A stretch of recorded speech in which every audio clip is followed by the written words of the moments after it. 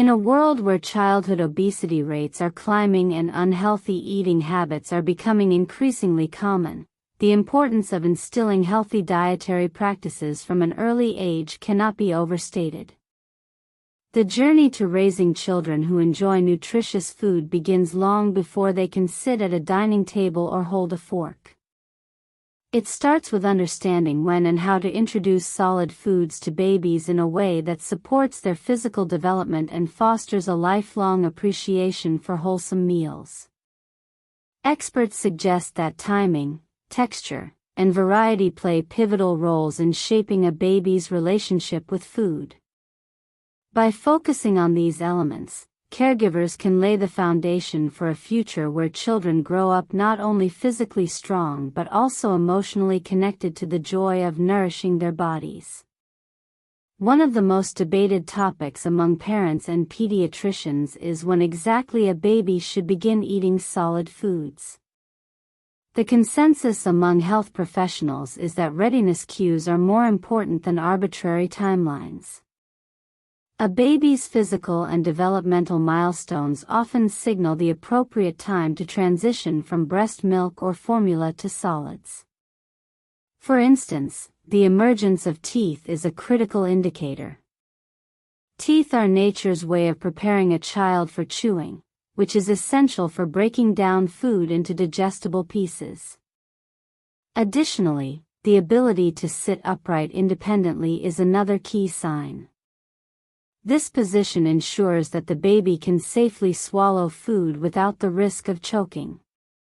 Equally important is the baby's interest in self-feeding, which demonstrates curiosity about food and a desire to explore new textures and flavors. These biological and behavioral markers indicate that the child is ready to embark on the journey of solid foods. Once the decision to introduce solids has been made, the type of food offered becomes equally significant. Many caregivers fall into the trap of offering mashed or pureed vegetables as a first step. While this approach may seem intuitive, it overlooks a fundamental aspect of infant development: the need to learn how to chew. Chewing is not merely a mechanical process, it is a skill that requires practice and repetition. The masseter muscle, located near the jaw, is one of the strongest muscles in the human body. Its proper development depends on regular use, which is why crunchy and fibrous foods are essential during infancy. Dentists have observed that children who are consistently fed soft foods often experience underdeveloped jaws, misaligned teeth, and weaker gums. These issues can lead to orthodontic problems later in life, underscoring the importance of introducing solid, textured foods early on. Fruit is often recommended as a starting point for babies venturing into the world of solid foods. Small, manageable pieces of fruit provide a natural sweetness that appeals to young palates while also offering essential nutrients. However, caregivers must exercise caution and avoid overly sugary fruits like grapes or cherries until the child has developed sufficient chewing skills. Instead, softer options such as banana slices or melon cubes can serve as excellent introductory foods. As the baby grows and develops more teeth, particularly molars, the diet can gradually expand to include starches and other complex carbohydrates. This progression mirrors the natural evolution of a child's digestive system and ensures that they are not overwhelmed by foods their bodies are not yet equipped to handle. A common misconception among caregivers is the fear of gagging and choking. While these concerns are understandable, they often stem from a misunderstanding of the difference between the two. Gagging is a natural reflex that occurs when a baby encounters a piece of food that is too large to swallow comfortably. When this happens, the food is pushed forward in the mouth, allowing the child to either chew it further or spit it out. This process is not only normal but also crucial for learning how to manage different food textures.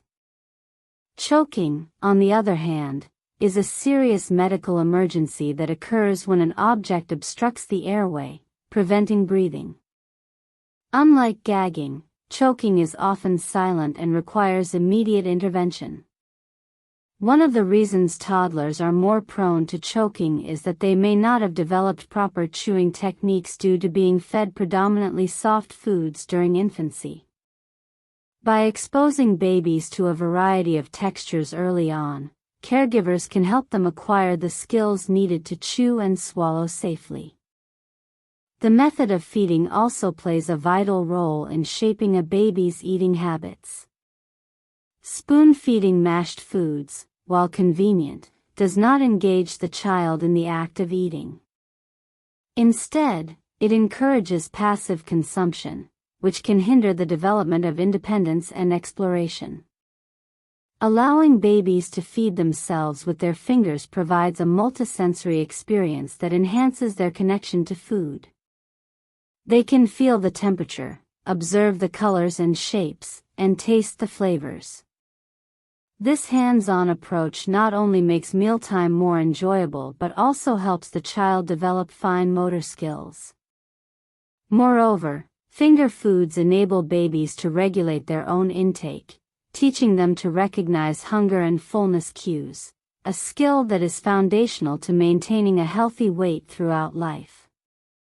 As babies grow into toddlers, the principles of healthy eating remain consistent but evolve to accommodate their changing needs. At this stage, caregivers should focus on creating a positive mealtime environment that encourages exploration without pressure. Offering a variety of nutrient-dense foods at regular intervals helps establish a routine while ensuring that the child receives adequate nutrition. Avoiding processed snacks and sugary treats is particularly important, as these can condition young taste buds to crave unhealthy options. Instead, simple, whole foods like steamed vegetables, fresh fruits, and lean proteins should form the core of the toddler's diet. Caregivers can also introduce new foods alongside familiar favorites to reduce resistance and make the transition smoother. Meal structure is another area where thoughtful planning can yield significant benefits. Serving vegetables and salads before carbohydrates or proteins can encourage children to consume more nutrient-rich foods. When starchy items like bread or rice are presented first, children often fill up quickly, leaving little room for healthier options. By reversing the order, caregivers can ensure that their little ones get the vitamins and minerals they need before indulging in more calorie-dense foods. Additionally, limiting snacks between meals helps maintain a healthy appetite and prevents overeating. Establishing clear boundaries around food timing fosters discipline and teaches children to associate mealtimes with nourishment rather than constant grazing. Beyond the physical aspects of eating, there is an emotional dimension that deserves attention. Mealtime should be a source of joy and connection rather than stress or conflict. Caregivers can achieve this by modeling healthy eating behaviors and creating a relaxed atmosphere. Children are highly perceptive and often mimic the attitudes and habits of the adults around them. If they see their caregivers enjoying a wide range of foods, they are more likely to adopt similar preferences. Conversely, pressuring a child to eat certain foods or using dessert as a reward can create negative associations that persist into adulthood. Instead, caregivers should celebrate small victories, such as trying a new vegetable or finishing a serving of fruit, and offer gentle encouragement when challenges arise. Education and awareness are powerful tools in promoting healthy eating habits. Many caregivers are unaware of the long-term implications of their feeding choices, particularly when it comes to the impact of early dietary patterns on dental health and overall well-being. Resources such as books, workshops, and online content can provide valuable insights into best practices for infant and toddler nutrition. Sharing this knowledge within communities can spark meaningful conversations and inspire collective action toward improving public health outcomes. By empowering caregivers with evidence-based information, society can take a proactive approach to addressing the root causes of poor eating habits and chronic diseases. Ultimately, nurturing healthy eating habits in babies is both a science and an art. It requires a deep understanding of developmental milestones, nutritional needs, and sensory experiences while also embracing creativity and patience.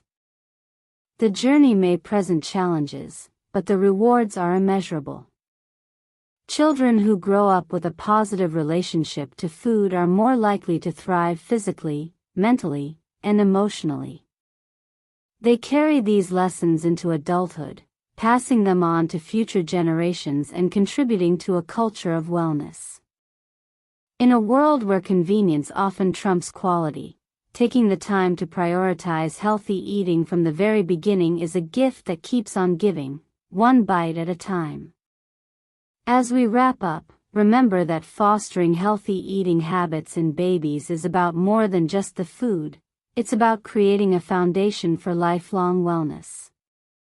By paying attention to their natural cues, offering a variety of textures and flavors, and encouraging independence at mealtime, you're not only supporting their physical development but also nurturing a positive relationship with food. Every bite they take is a step toward a healthier future, and the choices you make today can have a lasting impact on their well-being. If you found these tips helpful, please give this video a thumbs up and share it with other parents or caregivers who might benefit from it. Don't forget to subscribe to the channel for more insights on healthy and wellness. Thank you for watching, and we'll see you in the next video.